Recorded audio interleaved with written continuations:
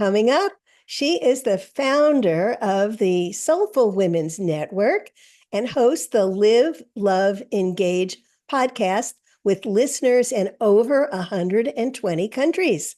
But first, welcome to Imagine Peace, the podcast that invites you on a transformative journey toward a world filled with harmony and understanding. Together, let's ignite the flame of peace within ourselves and radiate it outward so we can have a future where unity prevails. This is Imagine Peace, where dreams become reality. Join us as we explore the power of compassion, the beauty of diversity, and the potential for positive change. Hi, I'm MarBeth, and I am founder and a director of 10 Million for World Peace and your host of Imagine Peace, which is brought to you by 10 Million for World Peace. And our guest today is Gloria Grace Rand, and she is a holistic business guide, a podcast host, and author of the international bestseller, Live, Love, Engage, How to Stop Doubting Yourself and Start Being Yourself. Known as the Light Messenger, Grace leverages over 15 years of online marketing expertise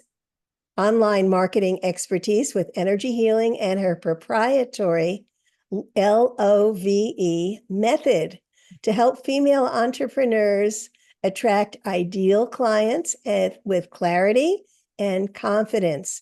Grace is also the founder of the Soulful Women's Network and hosts the Live, Love, Engage podcast with listeners in 129 countries.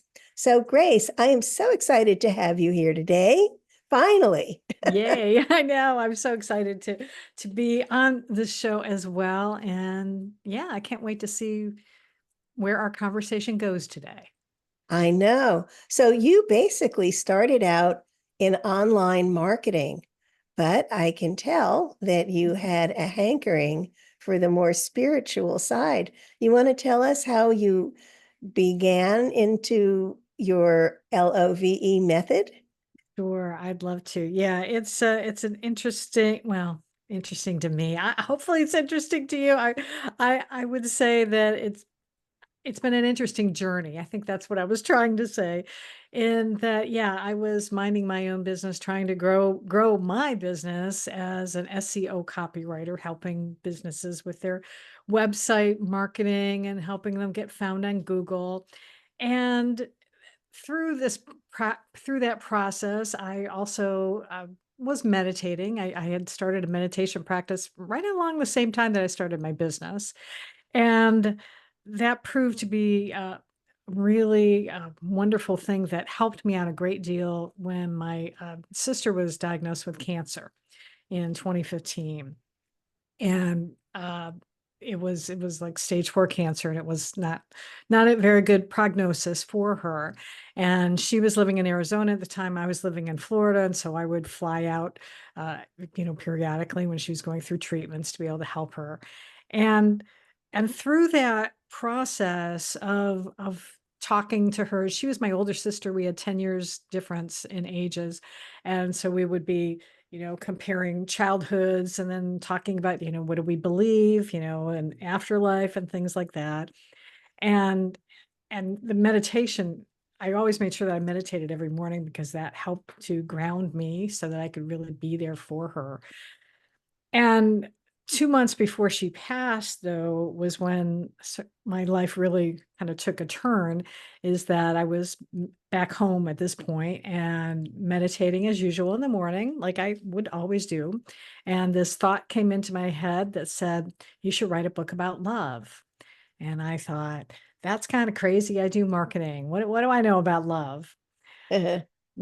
Well, as I went ahead and for whatever reason sat down at my computer after I got done meditating and asked myself, well, what would I write if I wrote a book about love? And love turned out to be this acronym.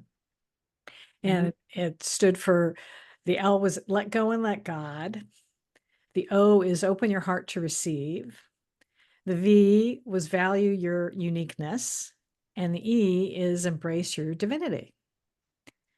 And I thought that was very interesting, but I didn't really spend too much time pondering it too much because I had other things to do. I wasn't really ready to dive into writing a book. Although later that morning, as I was going through my email, I did see a message from Hay House, and they were offering a writer's boot camp. Oh, And yes, so I remember looking up at the ceiling going, okay, God, I guess you really do want me to write a book, because if anybody's going to teach me how to write a book about love, it's going to be the folks at Hay House. right. So I signed up for that. And but it was a couple more years before I was able to deal with it, because unfortunately I did lose my sister Mm, to cancer, and her death really hit me hard. So I had to kind of spend some time grieving and trying to figure out, what do I want to do with my business? I wasn't sure I still wanted to do the copywriting, because I started really feeling like there was something I needed to do, something more. I needed to have a bigger impact with people. And I think kind of felt that this love method had something to do with it. And as I started writing, finally diving into writing the book, number one, in a session with a coach, I realized, oh, this was why I was given the message. I had to learn this for myself. of course. Isn't that always the way, right? We teach what we need to learn. Yeah, absolutely. And I've realized that this was truly a gift that my sister left for me. Is because, she I I kind of believe that we come in here with a plan when we come into these bodies, and that she knew she wasn't going to be around forever, and that uh, her little sister had to learn to, stand up for herself, to be able to truly have her own self-confidence and not relying on big sis as her cheerleader, and be able to, love herself and value what was unique about me. That was the hardest section I had to write about. Mm, Um, for my book, when I was transferring what I had handwritten in my journal onto the computer, I was like, gee, I didn't put a whole lot in here about this. I guess I still need to work on this, don't I? yeah. Uh, Well, I which think that's a constant mm, experience, don't you find? oh yeah, absolutely. And I know, certainly, like in my own business, I've always found that it was easier to write for my clients than was to write for myself, Of to course. like write my own content on the website and things like that. And what I have discovered, and this is why I'm really passionate now about working with female entrepreneurs, is that as I have applied the love method in my own life, and then doing some other work that I've done, other programs, other healing modalities that I've used, is that I have really become much more in touch with my own higher self. Uh, I've got a program called Align to Shine, and I've been able to shine my light much more easily, being able to even write my own copy now finally, and write better social media posts and things like that, because I'm much more in tune with who I am now. And I like myself. Not only love myself, but I even like myself, which Isn't that sometimes I think great? we don't always do either. We're quick to love others, but sometimes we don't show that same care to ourselves. And we're not able to receive the Mhm. love. We're able to give it, but we're not able to receive it. Yes. I find that I found that in myself. Mhm. So Oh yeah. yeah, absolutely. Yeah, I did a workshop a few years ago. The Uh, practices we did was to pay them want you to, pay a compliment to the other person, then you just receive it, and then the same thing coming back again, because we're so quick to just say, oh, that's okay, oh, it's no big deal. But it is a big deal, and you need to be able to receive a compliment from someone. You need to be able to receive money if you're in business. My sister had a hard time with that. I tell a story about that in the book. So it's Would you it's share r it? sure, yeah, I'd be happy to. She was a massage therapist, and one Christmas, she called me on the phone and said, uh, "Gloria, one of my clients wants to give me $1,000 holiday bonus. And I don't know if I should accept it." And I'm like, "Holy moly, $1,000 bonus, yeah." Why would you even think that you shouldn't accept it? But she wasn't even though she was, this talented massage therapist, she still struggled with self-worth issues and didn't value herself. And so, I had a discussion with her about it and, asking her about this client and, have you been working with her a long time? And does she, has she been really satisfied with you? And, does she give referrals? And yes, yes, yes, yes, yes. And I'm like, well, then you need to accept this gift because it's how she is able to show you how much you mean to her. It's her way of showing love. Beautiful. Yeah. So she did say, well, she said, okay, I'll accept it. I just won't spend it. I'm like, okay, What? whatever. I know. But I will say is that that was actually a wise decision because when my sister was diagnosed with cancer, it affected her leg. And so she wasn't able to work anymore. So Oh, she was in a yeah, wheelchair for a while and things like that. She was in a lot of pain. And so that money actually came in handy to help pay bills. yeah. So, because when you're self-employed, you've got to be taking care of your own Yes. expenses and setting aside money for things. And so that, yeah, so that it turned out all for the well, I wouldn't say the best, but that gift was put to good use. So, do you feel your sister around you now? Do you hear her and see her and experience her?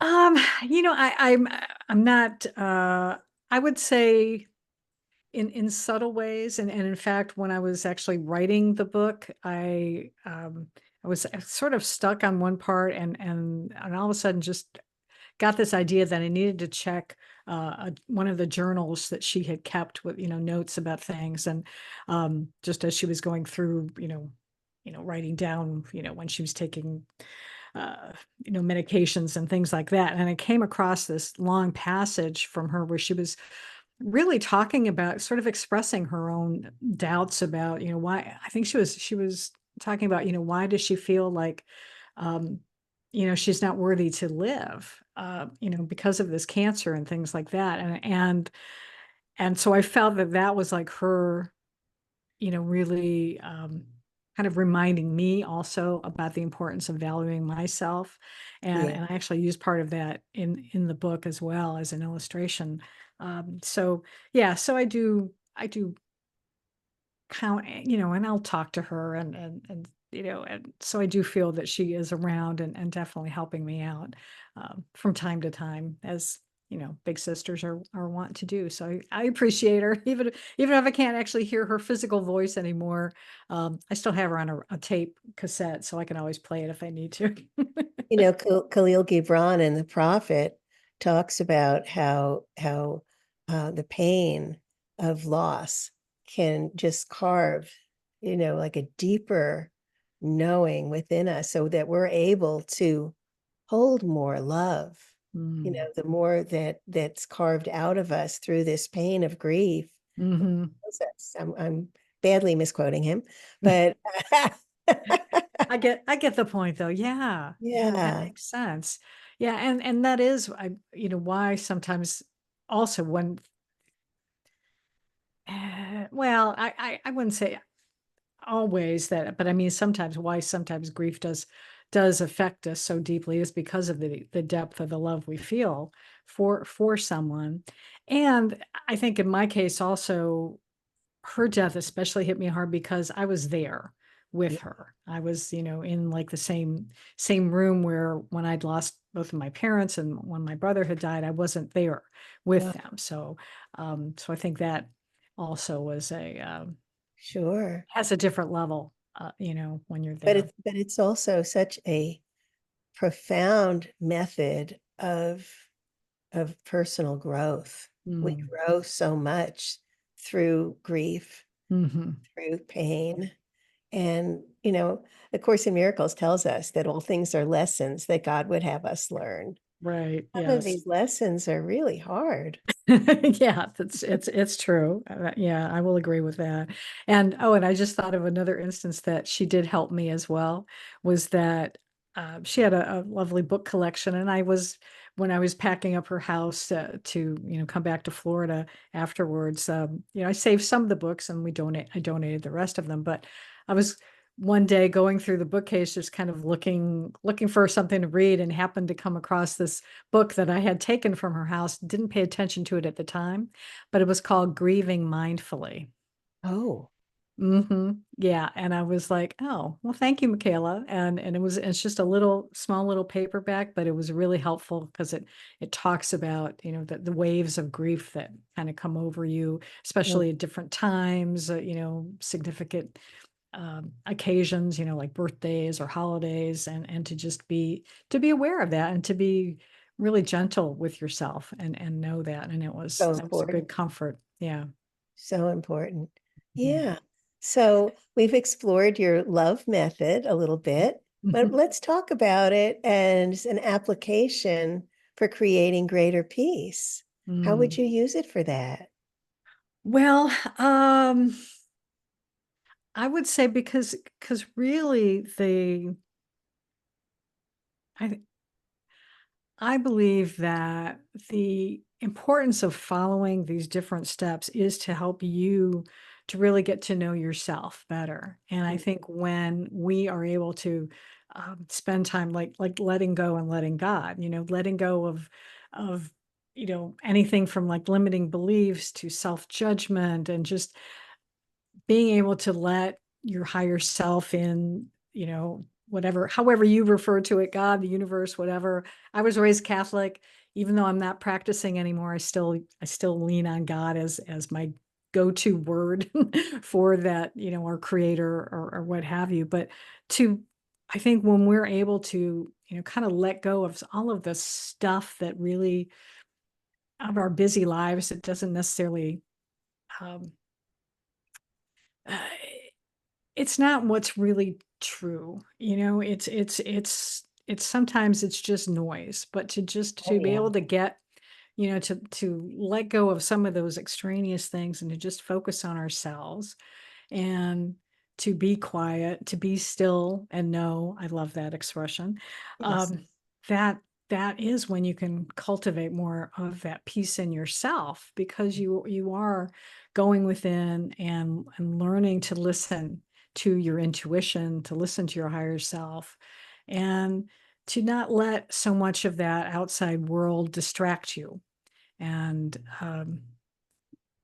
yeah, I think that's sort of the main thing. And the E, of course, and embrace your divinity, um, is really about, again, it's about knowing yourself, loving yourself, and loving that higher self, all loving all of you, the shadow and the higher self, and to be able to appreciate that you are this unique individual. There's no one else on earth like you, and to just be okay with however you are in this moment, to know that you've done the best you can at where you are with what you've done, and to just be, yeah, I think to know that helps you to become more peaceful inside.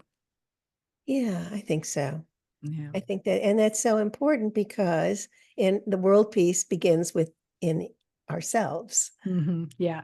Yeah, absolutely. Yeah, because we can't really affect anyone else. We are the creators of our own world. And so as long as we are able to be, you know, mindful of what our vibration we're sending out into the world, then that's what is going to be reflected back to us. So if we want to see more peace, then it really does start within. What was the song I used to sing? Make me a channel of your peace. I Nice. was the message of Saint Francis, I think, was where that comes from. So yeah, we can. It all starts within. And I love how you have imagined peace up there. I think that's so good. And in the old John Lennon song as well, it makes me think of, because yeah, we have that power to create our world, and we can create a peaceful world. We just have to decide, make that choice. I've watched your podcast, and what really comes through for me is your beautiful essence. It's just so you really have a beautiful, very calm, very peaceful, and very loving presence, and it Mhm. totally shines through. on your podcast. So I Oh, wanted to be sure and tell you that. well, And thank you. so I was wondering if you had particular meditation techniques or Mhm. ways of creating greater peace besides your love formula that you might Mhm. like to share with our audience. Oh yeah, absolutely. Yeah, I've done a lot of different meditation techniques over the years. When I first started, I was actually listening to a program from a company named Centerpoint that they had something called Holosync, which is Oh yeah. basically you're listening to binaural beats Yep. in your these lovely headphones and things. And I did that for many years and Oh, enjoyed good. that. And it really did help me to raise my tolerance level for things that, where I used to get really frustrated in traffic, for instance. I was able to just kind of let it go and just be okay with it. And I also did for a while, I went to a 10-day Vipassana silent retreat, which Ooh. was amazing. And so I did practice Vipassana style meditation for a while. And right now I'm just sort of freestyling it, I guess, just sort of sitting quietly and just monitoring, just kind of listening to my own breath and going within and just to be still. And the other thing that I've also have done for several years now, another part of my practice for creating that strengthening my connection with my higher power is something called light language. And Oh, yeah. I've been sharing that, and that's been a truly remarkable blessing that I've had. And I don't know if anybody is listening to this knows anything about it. Um, but essentially for me, I s- I'm I speak and I sing a language that it's a multi-dimensional language that's not necessarily something that you can translate um, word for word, but it's really meant to speak to your heart and your soul. And the first time I really heard someone sharing it, I was at a business conference of all places, and I started crying when I was listening to it. And it was like, okay, I need to talk to her afterwards because I need to know what is going on. But I know that it was something that my soul was like, ah, yes, okay, it's time. It's time for her to start, exploring this. We're ready to share this gift with her. And it took me about another 6, 8 months before I was able to do it myself. But it's been a wonderful thing, and I love sharing it with others as well because it's a very healing modality. People usually feel very calm and relaxed afterwards. And so yeah, so those are the kind of my go-tos for really creating more peace in my life. And of course, if I'm ever stressed out too, I do love to journal it out Okay. as well as something to That's very really good. Yeah. release some of that stuff might be going on in my life. It's like, okay, I need to write this out. Get it out of me so I can just, put it out on paper or even type it out on the computer sometimes too. And it really does help to, because sometimes you just need to do that. You don't have to dwell on it. Once you can just get it out of you, you can be like, ah, okay. I can go on with my day. Uh, so how can people find out more about you besides your Live, Love, Engage podcast? Well, everything is on my website. So the link to my podcast is there, the link to my book is there, and it is gloriarand.com. I know I've been going by Grace more, and that's my middle name, and I've been embracing that more, but the website you can still go by my first name. So it's GLORIARAND as in dog.com. And yeah, I've got a blog on there. I've got information about light language on there if you want to know more about it. And yeah, and of course I'm on social media too. You can always find me on LinkedIn and Facebook Oh, as yeah. well. So yeah. Well, this has been delightful, and I'm looking forward to being on your show.